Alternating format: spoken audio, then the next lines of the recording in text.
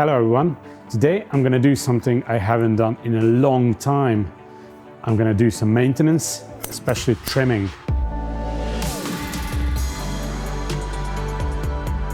So this tank behind me, I built this about 7 months ago. It was my dream build. To this day, this is my favorite layout ever. And it's very wild on the growth, which was part of the point of this build.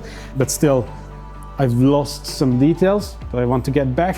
And also some of the plants are not growing in the place where I want them to. So I'm going to try to fix that. And also we have small issues like snails.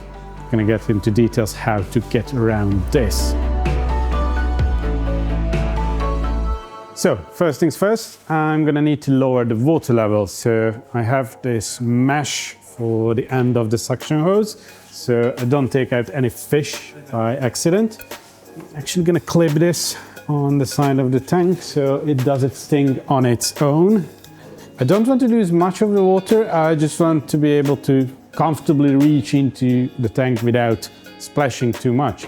I'm also going to need to remove the skimmer for the trimming so it doesn't suck in all the plants. It's just with all the long plants in the back, the more water I lose, the more difficult it's going to get to actually do the trimming because I need to fight with them. But yeah, now we wait. We could have done this, but the guys were playing around with the cameras.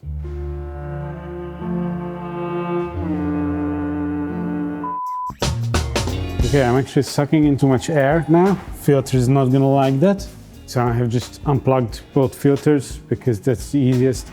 This whole thing shouldn't take longer than an hour, which is perfectly fine for the filter to be stopped for. What I want to do is get these long grasses, which are Helanthium reticularis, want them to be less dense. I've actually got a tip from Homa's son, and he visited us, and I asked his opinion about this layout, and he said I should trim the Helanthium from the top, so not actually trimming it like you would trim a normal plant, not trim it to shape, but just reaching from the top and cut, and that way you're just going to lose a few stems and make it less dense.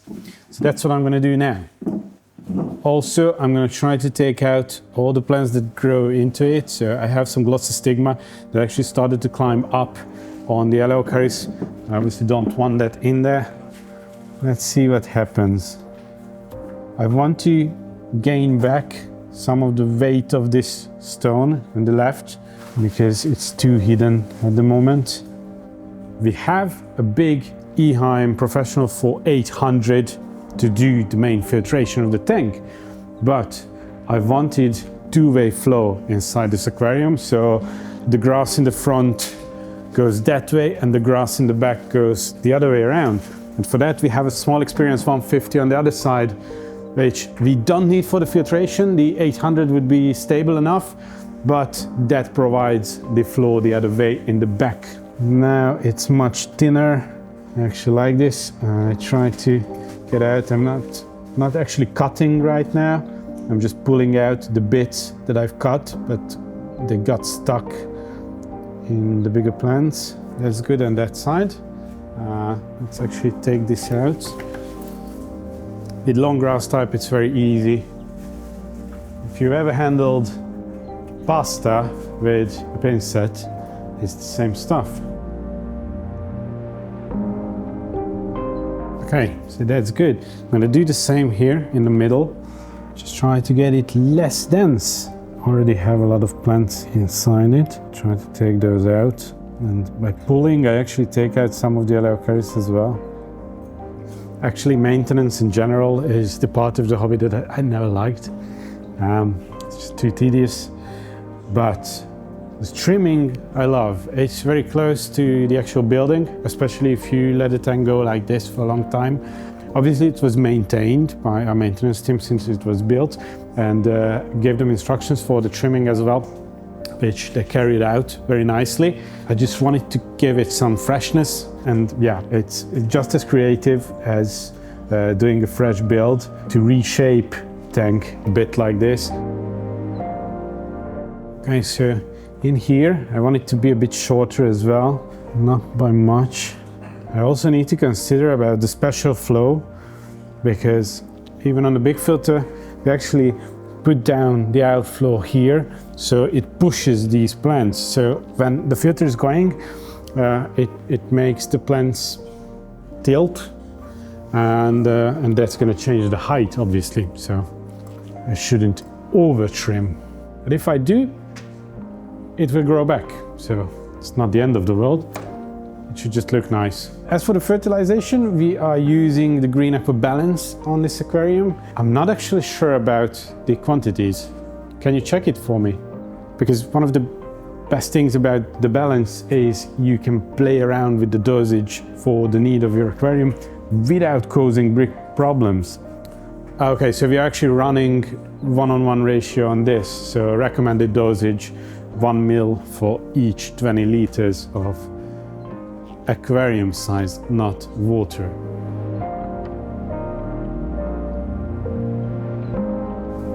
Okay, so left side front and the middle with the yellow curves is fine as it is. I don't want to touch these two because it's not too much, these two patches of yellow curves on the right. I'm gonna need to trim some of the Blyxa, definitely, because it's too much.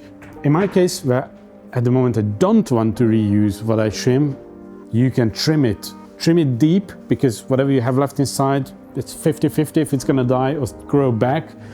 But I just want to get it less dense, just like the yellow curries. So I'm just gonna trim into it. I'm not gonna try to save the plant for other use. And actually, by accident, I've made a perfect cut, which would result in a reusable plant. You can actually see that I have the bottom of the plant here with a small bit of root, and actually this is 2 plants as well. So I can split this. There is a main stem and here is a main stem. I could replant these into this aquarium or into another one if I wanted to.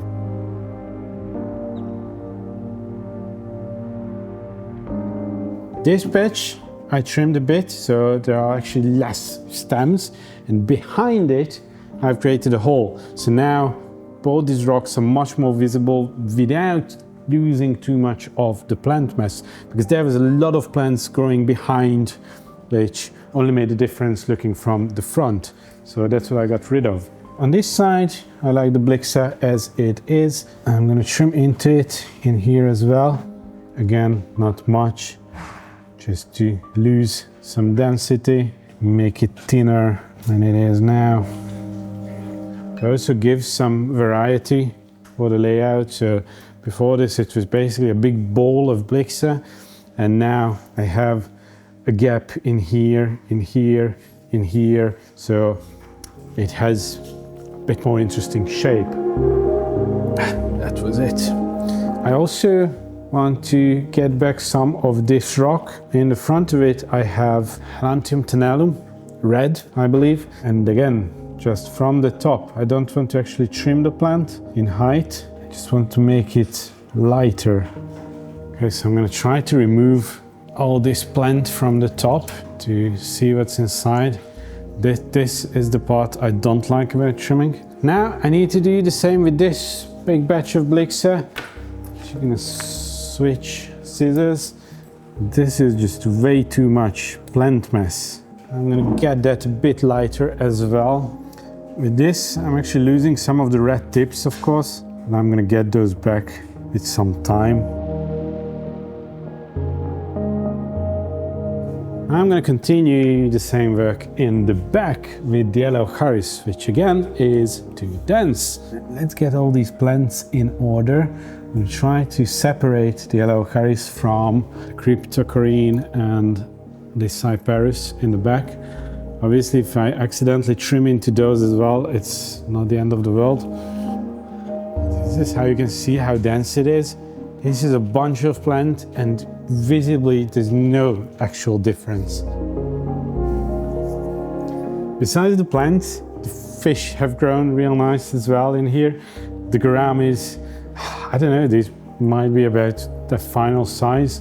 And the glass catfish, they became a lot braver. In the first few videos you didn't even see them, and now they're out here having fun. We feed these fish with the Green Aqua Balance food, I believe the medium size. If you have nice tools, like I have here the ADA scissor, I don't remember the name of this type, it doesn't matter the shape.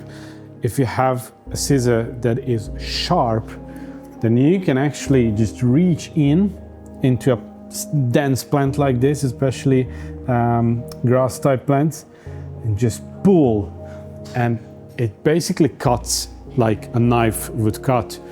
This is the best solution to achieve a natural look. We always try to aim our tanks to be as nice to look at as possible every single day.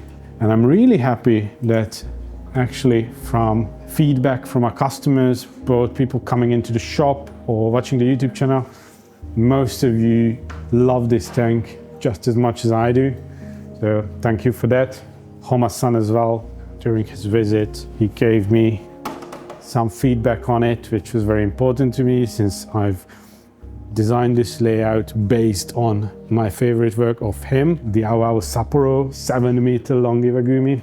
And I've learned a lot from him about iwagumi, how to do it properly. And this is a tank where it all came together, and he liked it as well. So that was a nice feeling.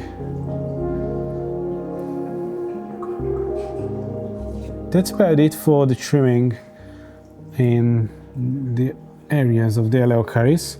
I obviously have a lot more plants in the back, but there I actually don't want to trim. I have something else in my mind. In the back I planted Cyperus halferi and Cryptocoryne spiralis tiger or red, and I don't know which one is which, but that's the red plant. My goal was to replicate the plant that is used in the original big Sapporo build, which is Blyxa alberti. It's a very long, it's similar in shape for the Blyxa japonica, which we have, but it's long. So same type of leaves, long size, reddish tips. And I wanted to replicate that red tip with the green plant, and that's why I combined these two. And it sort of got me to where I wanted, but for some reason, the Cryptocoryne is grown in the middle of the tank. I don't remember how I planted it, but I would think that I've planted some over here as well. And I want the red colors to appear on this side too. So I'm gonna try to reach in, separate some of the Cryptocoryne and actually put it on the left side. I'm not 100% sure I'm gonna be able to do this. Now, Cryptocoryne grows very, very long roots. So if I would try to just pull it out, I would pull out most of my substrate and soil, which is a big no-no. You should always avoid that. If you want to completely get rid of the plant, then you just reach into the soil, trim it inside the soil and pull out whatever you have on the top. All the rest that is inside, it's going to go away on its own. Active soil can get rid of it. The bacteria inside is going to take care of it.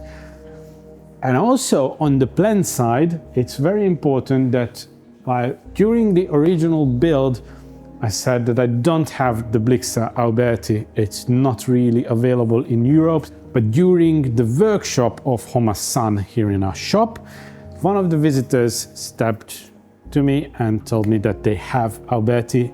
Tony Haluza, thank you. I got the Blyxa from you. I got a few stems sent to me. We've planted it immediately. Now, this was 2 or 3 months ago. And as it is with Blyxa, we have the same with the japonica. You plant it. In a lot of cases, it completely melts, but then it starts to grow again. So that's what we have. And actually, in here, it already started to grow new shoots. It's starting to reach the water level. I'm still waiting for it to get a bit rusty, a bit reddish, but you can already see it happening. Actually, what I'm planning to do, because this tank is quite old as it is now, I'm not sure how long we're gonna keep it running, probably another 3 or 4 months. I might actually move that Blyxa into my IA PLC layout, which I'm building in a few weeks' time, or planting in a few weeks' time. It's already built, sort of. So yeah, again, thank you very much for this plant. So I'm gonna separate the Cyperus from the crypt, and I'm gonna try to reach in and find the actual bottom of these leaves and the plant. I don't even know how many plants these are. Cryptocorynes grow just like the Blyxa. It shoots off from itself, grows a new plant next to itself, but it does it inside the soil. So it's much more difficult to actually find a single plant. And I've destroyed this. Yeah, so this is a problem. I've actually pulled off the leaves from the stem. So this is not viable anymore, sadly. It's a really nice plant. I'm moving the rock. Yeah, this is not working. Okay, I'm not brave enough to do this. I can't really reach in and cut as I plant. Yeah, another leaf gone. So I'm making more problems than I would want to. So I can't reach the effect immediately that I wanted by actually splitting this plant and moving some of it to the left. What I can do is actually get some new plants and plant them on the left so they start growing from there. But then I have the Blyxa there, which is already growing. So change of plants or plans. Well, what I'm going to do is actually put some tablets, some nutrient tablets for the Blyxa, so it gets as much nutrients as it can, so it starts to go red, and then I'm going to have the same effect without destroying the whole layout by pulling out the cryptocoryne. Here are the actual root tabs. What you should never do with these is what Balázs did. He reached into this container with wet hands. Now, because of this, the tabs are glued together. I'm gonna look for 2 intact ones, and I'm gonna use those. These are Tropica capsules. These are my personal favorite, to be honest. I've done layouts with this where I've wanted the front soil to be really, really thin. So thin that I didn't want to use any substrate underneath the soil. So I just used the thin layer of soil and the capsules below and grew perfect carpets with it. Properly grab it and just push it into the soil. The capsule is down on the bottom glass. The plant root's gonna reach it without issues. Okay, now I'm gonna trim some of the Monte Carlo as well. Not much. Just wanted to get a bit more straight because it's coming up on this side. Yeah, the tricky part is I'm right-handed and there is no way to reach in here with my right hand. So this is gonna look awkward. Actually, I'm just shaping up the plant by the front of the aquarium. Don't want to actually trim it too much. Don't want to lose the thickness here. Just want it to be a bit more straight. During this maintenance session, you see me using different types of scissors for different parts of the maintenance and different trimming jobs. We actually have a whole video showing you the different types of tools from ADA, and I explain their purpose, why there is so many of them. Now, I'm gonna get into a topic that is happening in this tank, but I don't see it as a problem. But if you have it, this is how you solve it. And that is snails that you don't actually want in there. We have quite a few of these small snails that you might get with plants, with fish or whatever. It's quite easy to get them in your aquarium. I don't mind them. The quantity is not that much that it will bother me when I look at the aquarium. If you have a lot, chances are high you are overfeeding your aquarium. That's how they breed and that's how you get a lot of them. Anyway, even if you have just a few or a lot, the ways to get rid of them. I have two things to fight the snails, which I don't want to do, but this is how you would do if you want to. First is the Denella snail catcher. It has this wheel which I pull on the glass and it plops the snail within this container. This is extendable as well. You have one chance to record this properly. You ready? And as you pull it up, bam! The snail is within the container. You can actually open this part and put the snail into someone else's aquarium. Yeah, there it is. Just like I said, you don't mind them, so put them back. Now, if you have a lot more and you don't just want to remove a few from the glass, you can use a snail trap. I won't put this inside the tank now, but I'm going to show you how it works. You have this cup, you remove the top, you place some of this snail food that comes with it inside and pop this back on. Now, there are some cutouts and the smell of the food or whatever, the food itself attracts the snails onto this edge, and we just take it out and remove the snails that got collected on this.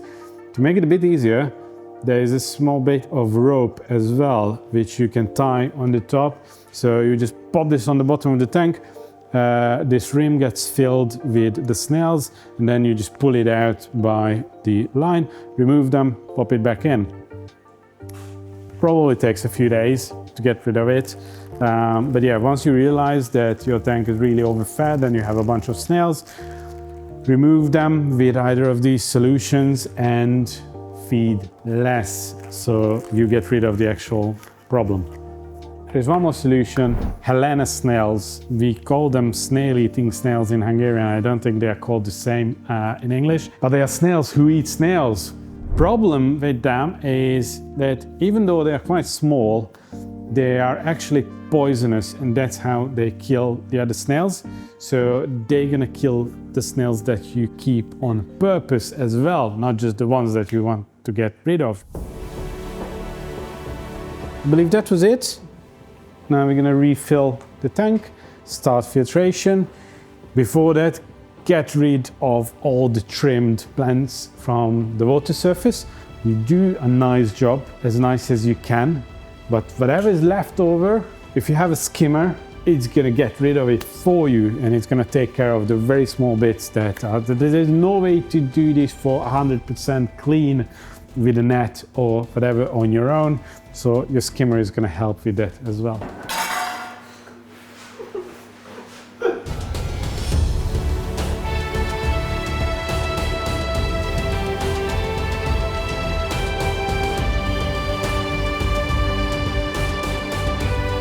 So here we are a few days later, and right away there's something I forgot to show you at the end.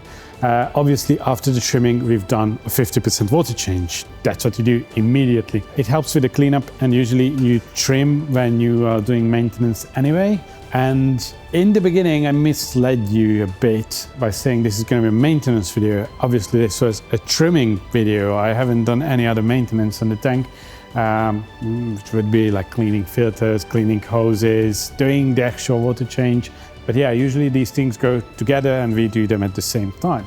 The reason we have waited a few days to shot the end result is right after trimming, no tank looks nice.